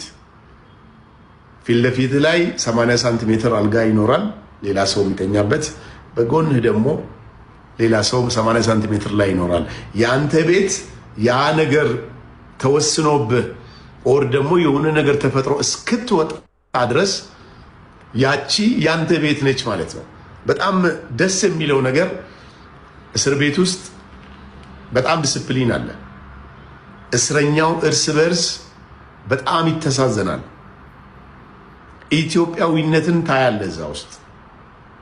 እየበላህ አንተ ጋር ምግብ መጥቶ ሌላውን ሰው አይርበውም። በእውነት እስር ቤት ውስጥ ያለ ሰው የታሰረ ሰው እንደሚተዛዘን ውጭ ያለ ሰው ቢተዛዘን ማንም ሰው አይቸገርም፣ ማንም ሰው አይርበውም። እስር ቤት ውስጥ እጅግ በጣም መተዛዘን አለ። እጅግ በጣም ሪስፔክት። እውነት ነው። በጣም ውስጥ ያለው እስር ቤት ውስጥ ያለው መተዛዘን ውጭ ላይ ቢኖር የት እንደርስ ነበረ። ይሄ ምንም ጥያቄ የለውም። በዛው ልክ ደግሞ ብዙ ትምህርት የሚገኝበት ብዙ ሰዎች ከገቡ በኋላ እንደውም ምን ይባላል አንድ ሰው በህይወት ዘመኑ የሆነች ጊዜ ላይ እስር ቤት ወንጀል ሰርቶ ለማለት ሳይሆን እዛ ውስጥ ግን ብዙ ትምህርት ስላለ ይመስለኛል እስር ቤትን አይቶ ቢወጣ ለህይወት ልምዱ ለወደፊት አኗኗር በጣም ትልቅ ትምህርት ያገኛል ይባላል። ትስማማላችሁ? የመጀመሪያ ልጄን ስወልድ ድራፍት ያምረኝ ነበር። ድራፍት ጠጣ የእውነት በጣም ጠጣ ነበር ማለት ያምረኛል፣ እፈልጋለሁ። ያምሮት ናት። አይ ከአንድም አታልፍም እኮ ያው ግን ትልቁ ደብል እሷ ቡና አልጠጣም ነበር እውነት ለመናገር። ከዛ ግን ይሄ ሁለተኛ ምናምን ስትይ እየገባይ ሰዎች አድቫይስ እያደረጉሽ ያው ስታነቢም ታያለሽ እየቀነስኳት መጣ። የቀነስኳት ግን አልዋሽም ሶስተኛ ልጄ ላይ ነው ችግር እና አለው ማለት ጥሩ ያልሆነ ነገር አለው እኮ ግን አንዳንዴ እግዚአብሔር ያውቃል ብለሽ የምትጠቀሚው ነገር አለ አይደል? ዋናው ከላይ አንድ ፎንቃ የነበረች በቃ ምንም ብላ ታጠፈች። መቼ መሰልሽ አንድ 10 ዓመት ምናምን አልወደድኳትም። እኔ ግግም እኮ ነው የሚለኝ። አሁንስ እየሞከርኩኝ ነው። እየገባኝ ምን እንደሆነ ታውቃለህ? የሆነች ልጅ በጣም ተወዳት ነበረ ግን ጎርታለች። በቃ በልብ ሞታለች። ከዛ ድጋሚ ያልወድም አይነት እንትን ውስጥ አልገባማ። ምን ግጥም ሰራውኝ መሰለሽ? ይሄንን ፊሊንጉን ስለተረዳሁት ያዝማ ረዳት ሂሳብ ከኔ ቁረጥ ለከፈለላት ነው ልብና ጆሮዋን ባንድ ቀን መሰጥ። ያዝ በሞት ያዝ ጠንካ ተቀበል ባልሽ ይወድሻል፣ አንቺስ ቆይ ወደሽው ለሱ ክፍት ሆነለት ለኔ ቆለፍሽው። ሌላ ሰው ስታገባ ሰርጓ ላይ እንድመጣ ፈልጋ ነበር። እሷን ሌላ ሰው ሲወስድ በህይወቴ ደግሞ እኔ የምፈራው ነገር እሱን ማየት ነበር። እሷ ስታገባ እኔ በህይወት ቆሜ ያያለው ብዬ አስብ ነበር። በህይወት ነው የምኖረው ምክንያቱም ዲፕ በጣም ነበር የምወዳት። ጠንካ ተቀበል በሞትኩት አይደል ለፌርማታ ለሽንገላ ፍቅር ስከፍል ነው የኖርኩት። መውደዴን ስከፍል እምነቴን ስከፍል መክፈሌን ይጣ ለዚች ከፍላለሁ ያቺ እስክትመጣ። ተስማምቶሻል በጣም የኔን እንኳን ታዩ ማፈቅራትን እንጂ ምግባባት አላጣ። ያሲኖ እንግዲህ ሰሞኑን በጣም የሚገርም የፍቅር ህይወቱን እያጋራ ነው። ከአምለሰት ጋር በነበረው ቆይታ ላይ ተናግሮታል።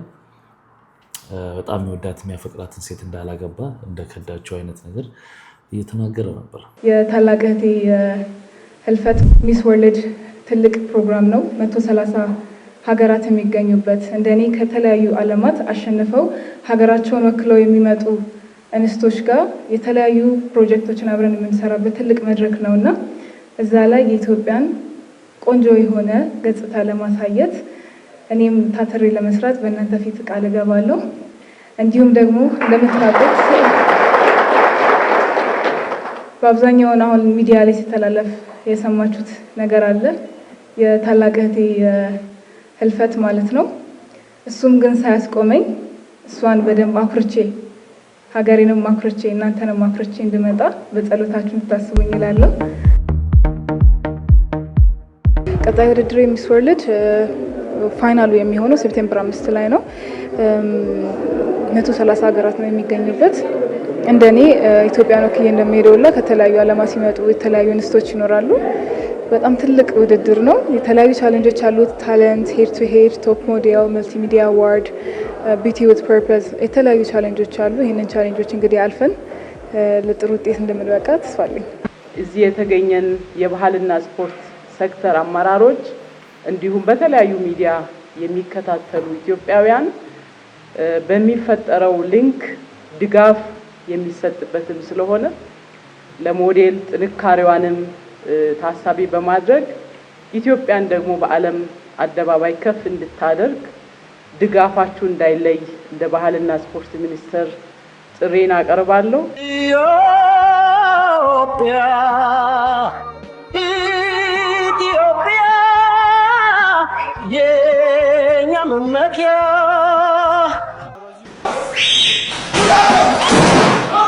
ሰላም ጤና ይስጥልኝ እንደምን አላችሁ? ኢቲኤፍሲ ከኦርቢት የሚያደርጉትን የስፖንሰርሺፕ ፊርማ ዛሬ በይፋ ይፈራረማሉ። እንግዲህ አጠገባችንም ቻምፕ አለ። ኢቲኤፍሲ 02 በደማቅ ሁኔታ ይከበራል አድዋ ላይ ማለት ነው። ከሴዶ ጋር ጆን ይገጥመዋል ማለት ነው። ስለዛም ኦርቢትም ይሄን በማስመልከት ስፖንሰር ለማድረግ አካኖ እዚህ ምን ይሰራ ያታለ አይ ለዘበል ውጣበል ያታለ በኢየሱስ ስም ነው አታ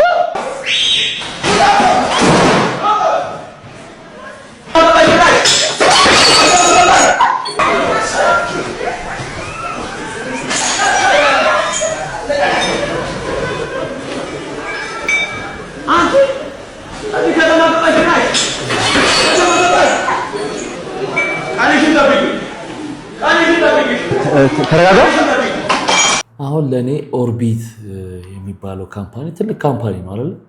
እንዲህ አይነት ድራማ ያስፈልገውም በቃ ስፖንሰር አድርጓል። ድርጅቱን በሚመጥን መንገድ በቃ መጀመሪያ ላይ እንደተባለው ይሄን ውድድር ስፖንሰር ያደርጋል ኦርቢት ምናምን ብሎ ሲፈራረውና ማሳየት በአላል በሚመጥነው ደረጃ ይቻላል ብዬ ነው የማስበው። እንዲህ አይነት ድራማ እንዲህ አይነት ግርግር አቴንሽን ሲክ ለማድረግ መሞከር እኔ ብዙም ደስ አይለኝም። እየበዛ መጣ ነገሩ አይደል? ለስፖርቱ ከምንሰጠው የማየት ፍላጎት በበለጠ ከዛ በፊት የሚያደርጉት ግርግር ለእኔ ትንሽ እየበዛ በጣም የመጣ ይመስለኛል። እስቲ እናንተ ያላችሁን ሀሳብና አስተያየት ኮመንት ሴክሽን ላይ አስቀምጡልኝ። እሺ ኮስተር ሬዲ አክሽን። ከት እንደሱ አይደለም ቴብል ወርውር አይደለም እንደሱ አይደለም። ልክ ሲገባ ጠብቀህ ነው። ሲገባ ጠብቀህ አልገባም እንዴ? አልገባም። ሲገባ ምን ሆነ ነው? እሺ አክሽን። ልቀቀኝ ና እገልሃለሁ። ሴዶ እገልሃለሁ። እግሬን ካልሰበርኩልኝ ረፉ እንዴት ሆነ? አሪፍ ሆነ? ምርጥ ነው። ጸዴ ነው። በጣም አሪፍ ሴዶ ምርጥ ነው። በጣም አሪፍ ምርጥ ሆነ። ምርትና አገልግሎታችሁን በድራማ መልክ ማስተዋወቅ የምትፈልጉ ሰዎች ካላችሁ ኮንታክት አድርጉ። እናመሰግናለን። ሴዶዬ ቲቪ ለማየት በበቅሎ ከገጠር ከተማ እንዳልገባህ ዛሬ ቲቪ መደለቅ ጀመርክ። አስማት ሊመስል ይችላል፣ ግን እንደዚህ ሪሞት የሚባል ነገር አለ። ስትነካው ቲቪውን ያጠፋዋል። እውነት ኢቲኤፍሲ 02ን ገብታችሁ የምትታደሙበት ቲኬት ዛሬ ጠዋት ይፋ ሆኗል ኤምፔሳ ላይ እና ቲኬቱ በተለቀቀ በ30 ደቂቃ ውስጥ ኤርሊ በርድ ቲኬት አልቋል። የ4,000 ብሩ ቲኬት አልቋል። ስለዚህ አሁን ቲኬቱን ልታገኙ የምትችሉበት ትንሹ የገንዘብ መጠን 10,000 ብር ነው ማለት ነው which is regular ticket። ከዛ ደግሞ ቪአይፒ ቲኬት አለ 20,000 ብር። ምን ያካትታል? 4 የመጠጥ ኩፖን እና 1 የምግብ ኩፖን። ከዛ ደግሞ የፈለጋችሁትን ቦታ መምረጥ ትችላላችሁ ማለት ነው። ከሱ ቀጥሎ ቪቪአይፒ ኖርማል 30,000 ብር። ከ3ኛ እስከ 5ኛ ባለው ሮ ላይ መቀመጥ ትችላላችሁ። ከዛ 2 የምግብና 7 የመጠጥ ኩፖኖችን አንድ ላይ ይዛል። የፈለጋችሁትን ቦታ መርጣችሁ መቀመጥ ትችላላችሁ። ሌላኛው ደግሞ ቪቪአይፒ ፕሪሚየም ይባላል 50,000 ብር ነው። ሁለተኛው መደዳ ላይ ነው የምትቀመጡት። 2 የምግብና 10 የመጠጥ ኩፖኖች አሉት። ሌላኛውና የመጨረሻው ቪቪአይፒ ሪንግ ሳይድ ለኬጁ ኦር ደግሞ ለሪንጉ በጣም ቅርብ ናችሁ።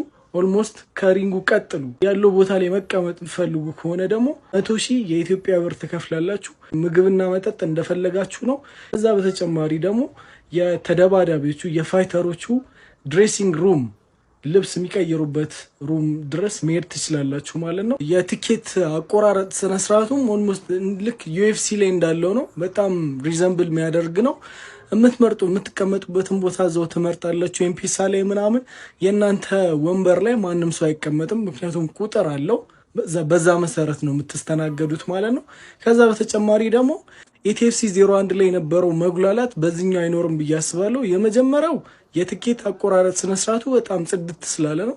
ሁለተኛው ደግሞ በዋጋ ምክንያት ትኬቱ ለብዙ ሰው አፎርደብል ነው ብዬ አላስብም፣ ግን የኢቨንቱን ስታንዳርድ ካያችሁት ይገባዋል ብዬ ነው ማስበው።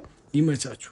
ከትላንትና ወዲያ እኔና ሰላም ተገናኝተን ነበረ እና በጣም ደስ የሚል ቆይታ ነበረ ያሳለፍነው። ማርያምን በጣም ጸዴ ሰው ነች እና አንዳንድ ሰዎች ዝም ብላችሁ በቃ ኮሜንት ካለ ማድረግ ይሻላል ብላችሁ ሰዎች ናችሁ መሰለኝ። ሰላም ደስ አላላትም፣ ሰላም ትንሽ ደብሯታል ምናምን የምትሉ ሰዎች ምን ታድርግ? ከዛ በላይ ማለት አክብራኝ ነው የመጣችው። ሰዓቷን ሰታኝ፣ ጊዜዋን ሰታኝ ነው አክብራኝ እዛ ድረስ የመጣችው እና ከዛ በላይ ምን ታድርግ? ሜቢ ግራ ያጋባችኋል ብዬ ያሰብኩት የኔ ኤነርጄቲክ መሆንና የእሷ ካልም መሆን ላይክ ትንሽ ዲፍረንት አለውና ሜቢ እሱ ነው ብዬ ነው ያሰብኩት እንደዚህ ተጽዕኖ የፈጠረባችሁ። ሶ ሁለታችንም የየራሳችን ሙድ ላይ የነበር ነው። እኔ ታቁኛላችሁ በጣም ኢነርጂ ያለኝ ልጅ ነኝ። ሶ ያ ነገር ነው ሜቢ ሌላ ነገር እንድታስቡ የሚያደርጋችሁና ሰላም በተፈጥሮዋ ትንሽ ረጋ ያለች ነች። ተከታዩዋ ስለሆንኩኝ አውቃታለሁ ባህሪዋን እና ለዛ ግራ ስለገባኝ ነው እና እንደዚህ ቪዲዮ የሰራሁት በጣም ግራ ስለገባኝ ነው። ምክንያቱም እዛ ጋር አክብራኝ እስከመጣች ድረስ መከበር አለባት እና ዶንት ጄጅ ሄር ኦኬ። ማንም ሰው ጄጅ እንዳያረጋት ምን ያለላት ለማለት ነው። አይ ግልጽ ለማድረግ ነው። በቃ ይመቻል። እኔ ደግሞ በዚህ አላምንም። ማምነው ምንድነው አንድ ሰው ቪዲዮን ሰራሽው ለጠፍሽው አይደለ? ከዛ ኮሜንት ሴክሽን የሚባል ቦታ አለ አይደል? ያ ደግሞ ለተመልካቹ የተሰጠ አስተያየት ቦታ ነው። ስለዚህ ያየው የተሰማውን ይጽፋል። ከስድብ ውጭ መሆን ግን ጨዋነት መታከል ግን እንዳለበት ሆኖ አይ ስናየው ቪዲዮ ላይ ሰላም ደስ አላላትም ያንቺ እንደዛ ስታደርጊ ያንቺ ለሷ ደስ አላላትም ብለው ኮሜንት መጻፋቸው እንደ ግል አስተያየታቸው ብትወስጅላቸው አሪፍ ነው ብዬ አስባለሁ። ጀጅ አድርጉ ምናምን ሳይሆን ሀሳብ መስጫ ነው። ሀሳብ ይሰጣሉ ሰዎች፣ አንቺ መተሽ መልስ እንደሰጠሽው ማለት ነው። ስለዚህ ሁልጊዜ ኮመንቶችን እኔ የማይበት መንገድ ይሄ ነው። ኮመንት በነፃነት በጨዋነት ይጻፍ የሚባለው እዛ ጉዳይ ላይ የተነሳው ነገር ላይ የተመልካቹ ቦታ እሱ አይደል? እዛ ሀሳቡን መግለጽ አለበት በነፃነት ብዬ ነው የማስበው። ከዛ መልስ መስጠት ለሚገባው መልስ መስጠት ያስፈልጋል። ኩስትር ያልሽ ልጅ ምትመስያው ብዙ ሰውም ይላል። በዚህ አጋጣሚ ይሄ ላይክ አድናቂዎች ምናምን አንዳንድ አድናቂዎች ሰላም ኩስትር ያልሽ ልጅ ነው ይባላል። የዋ ነች እና በቃ ስላገኘሁሽ በጣም ደስ ብሎኛል። የኔ እናት አክብረሽ ስላገኘሽኝ ሪስፔክት አለሽ በጣም እኔ አውቃለሁ እና አክብረሽ ድረስ መጥተሽ ስላገኘሽኝ በጣም አመሰግናለሁ። እኔም አመሰግናለሁ እስካሁን ስለወደድሽ። ቴንክ ዩ በጣም ይሄ ትልቅ ክብር ነው ለኔ። ግን እስከዚህ ማንም ሰው አርቆ ማያውቅ ነገር ነው። ቴንክ ዩ አይ ሚን አሉ በጣም ብዙ የሚያደንቁኝ የሚያከብሩኝ አድናቂዎች አሉ። በጣም ነው የማከብራቸው፣ በጣም ነው የምወዳቸው። ፊዚቲ ደግሞ በዚህ አግኝተሽኝ አክብረሽኝ ይሄንን ስላደረግሽ አመሰግንሻለሁ። ቴንክ ዩ ጃኒ። አንቺ ራሱ ነገር ተደጋገመ።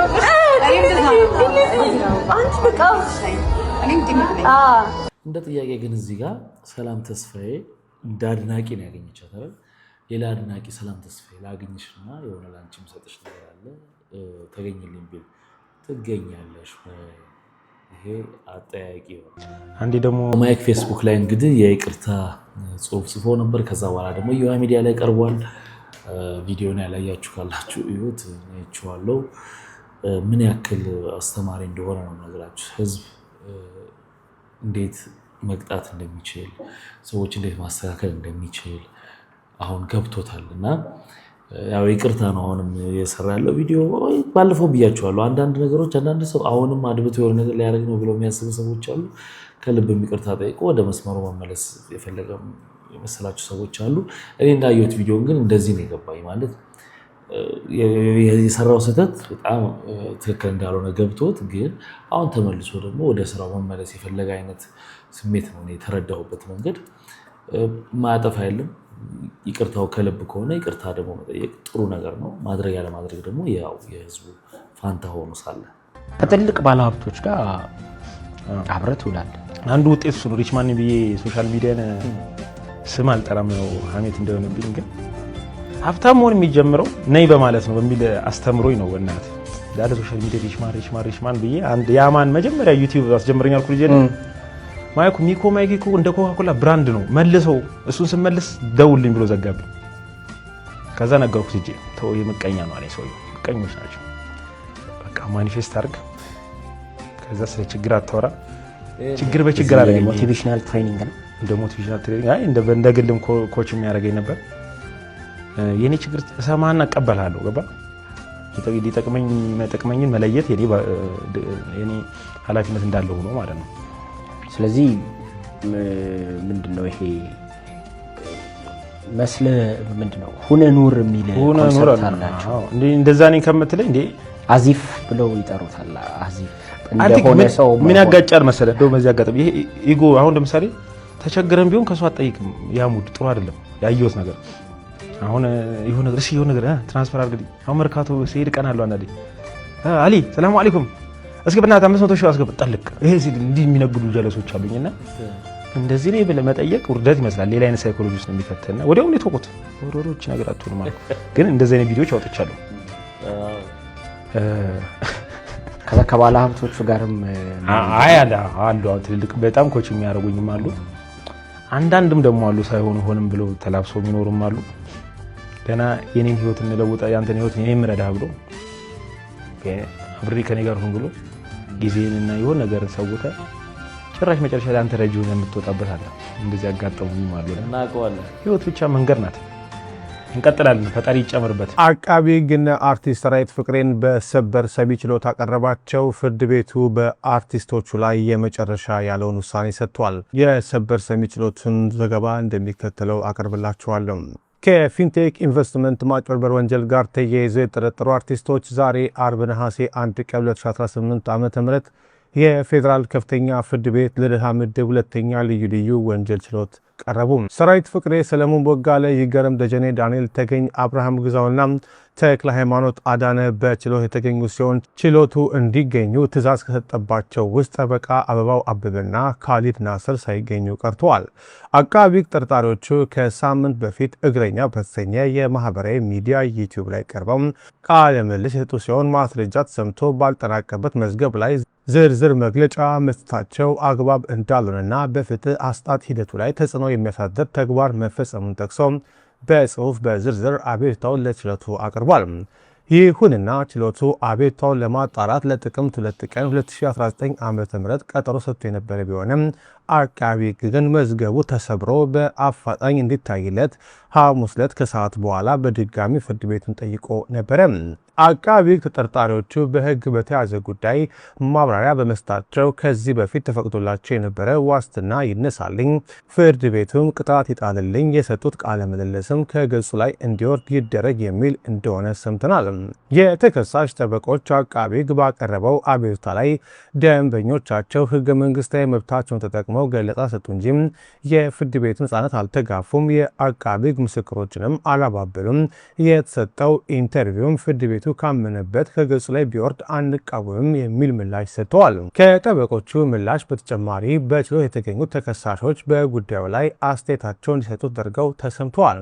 ችሎቱ የግራ ቀኙን ከሰማ በኋላ ከሰዓት 9 ሰዓት በኋላ ተለዋጭ ቀጠሮ የሰጠ ሲሆን በከሰዓቱ ውሎም ችሎቱ ሁሉም ተከሳሾች መሟላታቸውን ካረጋገጠ በኋላ ወደ ጉዳዩ ገብቶ ብይኑን ከመግለጹ በፊት ፍርድ ቤቱ በርካታ ጉዳዮችን እንደተመለከተ ገልጾ እዚህ ችሎት ውስጥ ጋዜጠኞች አላችሁም፣ ስለዚህ በዚህ ጉዳይ ላይ ተጽዕኖ ለመፍጠር የምትሰሩ የሚዲያ አካላት ከድርጊታቸው እንዲቆጠቡ፣ የግል ተበዳዮችም ከስሜታዊነት ይልቅ ሕግን በተከተለ መንገድ እንዲሄዱ ካሳሰበ በኋላ ብይኑን ገልጸዋል።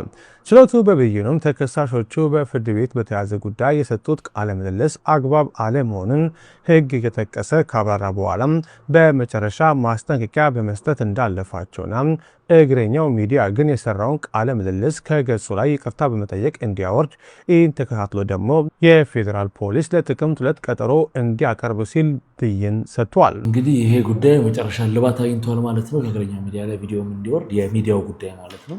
ሌላው ጉዳይ ይቀጥላል። ያው ጥቅምት ቀጠሮ አላቸው እንዲወርድ ተደርጎ እንግዲህ ታልፈዋል ማለት ነው።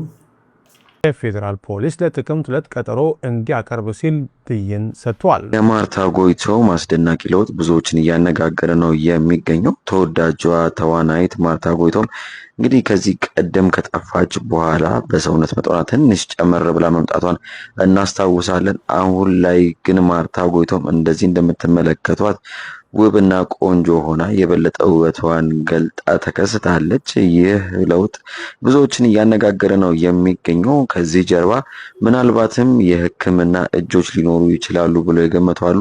አይ አይደለም፣ በተፈጥሯዊ መንገድ ራሷን በመጠበቅ ያመጣችው ውበት ነው ይላሉ። ለማንኛውም እናንተ የትኛው ይመስላችኋል? ሀሳባችሁን ኮሜንት ላይ ጻፉልን። የመረጃ ሌሎችን ድርሼ ማድረጋችሁ እንዳትረሱ። አዲስ ሆናችሁ ፎሎ አድርጉ። መልካም ቀን። እንደምታስታውሱት የማርታ ጎይቶም ጉዳይ ከዚህ በፊት በጤና እክል ምክንያት ነበር ሰውነቷ ጨምሮ የነበረው። በዛም ብዙ ነገሮች ሀሳብ አስተያየት ምናምን ሰጣት ነበር። እንግዲህ ከዛ በኋላ ለውጥ እየታየባት ነበረ። እንግዲህ አሁን ደግሞ ያለችበት ለውጥ ከበፊቱ ጋር ሲታይ በጣም ትልቅ ልዩነት ነው ያለው። አንዳንዶች ሰርጀሪ ነው ይላሉ እንደሰማችሁት፣ አንዳንዶች ደግሞ ትክክል ነው ይላሉ። ይሄ ፐርሰናል ነገር ለእኔ ሁል ጊዜ የሰው ልጅ መወፈር መክሳት የሆነ ነገር እንደ አድናቂ ሊጠየቅ ይችላል። ግን ክችች ብሎ ግን ትንተና መስጠት ብዙ ተገቢ አይደለም። የሰውየው የግል ጉዳዩ እና አርቲስት ከሆነ የአርት ስራው ላይ እናተኩር ምናምን የሚል ሀሳብ ነው ያለኝ። እንግዲህ ክቡራትና ክቡራን ለዛሬ ይዤላችሁ የመጣሁት ቪዲዮዎች እነዚህን ይመስሉ ነበር። በአንዳንዶች ተዝናንተናል፣ በአንዳንዶቹ ደግሞ ቁም ነገር ወስደናል። ስትገቡ ላይ ካላረጋችሁ አሁን ላይ ካረጋችሁት በሚቀጥለው በአሪፍ ቪዲዮዎች እንገናኛለን። መልካም ጊዜ። ባይ ባይ።